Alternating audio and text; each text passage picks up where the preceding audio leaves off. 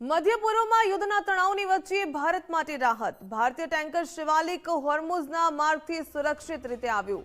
Shivalik tanker 46,000 metric ton LPG લઈને પહોંચ્યું. ભારતીય નૌસેનાની ખાસ દેખરેખ હેઠળ ટેન્કર ભારત પહોંચશે.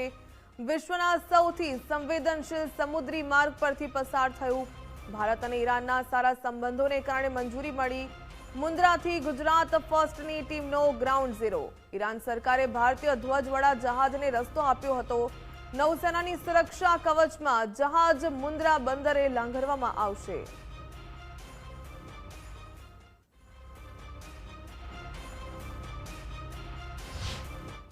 જેની આતુરતાપૂર્વક ભારત રાહ જોઈ રહ્યું હતું તેવું શિવાલિકા હવે મુન્દ્રા પોર્ટ ઉપર આવી રહ્યું છે. અત્યારે સીધા દ્રશ્યો અત્યારે મુન્દ્રા અદાણી પોર્ટના નજરે પડી રહ્યા છે. અમેરિકા, ઇઝરાયલ અને ઈરાન વચ્ચે વધતા તણાવ વચ્ચે ભારત માટે રાહતના સમાચાર છે. હોર્મુઝના સંવેદનશીલ દરિયાઈ માર્ગથી ભારતના ધ્વજવાળા 2 એલપીજી ટેન્કર ભારત આવી રહ્યા છે, જેમાંથી LPG tanker Shivalik 46,000 metric ton આજે સફળતાપૂર્વક મુન્દ્રાના અદાણી પોર્ટે બપોરે 4:30 વાગ્યાના અરસામાં પહોંચશે અને મુન્દ્રા પોર્ટ પર સુરક્ષિત રીતે આ જહાજ આવશે. ગુજરાત ફર્સ્ટ ન્યૂઝની ટીમ અત્યારે મુન્દ્રા પોર્ટ ઉપર પહોંચી છે. ભારતીય નૌસેનાની દેખરેખ હેઠળ ટેન્કર ભારત સુધી પહોંચ્યું છે. આ જહાજ વિશ્વના મહત્વપૂર્ણ સમુદ્રી માર્ગ હોર્મુઝથી પસાર થઈને આવી રહ્યું છે. મધ્ય પૂર્વમાં વધતા સૈન્યના તણાવ વચ્ચે કારણે આ માર્ગ હાલ અત્યંત સંવેદનશીલ બન્યો છે.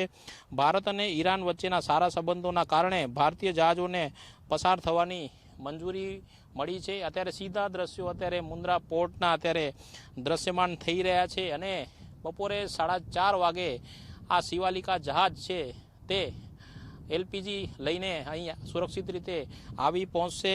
ત્યારે ભારત માટે એક સારા સમાચાર પણ કહી શકાય તેમ છે. ગુજરાત ફર્સ્ટ ન્યૂઝની સ્ક્રીન ઉપર અત્યારે મુન્દ્રા પોર્ટ અત્યારે જોઈ શકાય છે અને સફળતાપૂર્વક આ જે જહાજ છે તે મુન્દ્રા પોર્ટ ઉપર આવી પહોંચશે અને જે એલપીજીની જે અત્યારે ભારતમાં જે અછતની વાત હતી તેનો સંપૂર્ણપણે વિરામ મળશે. રેહાન સાથે કૌશિક છાયા, ગુજરાત ફર્સ્ટ, કચ્છ.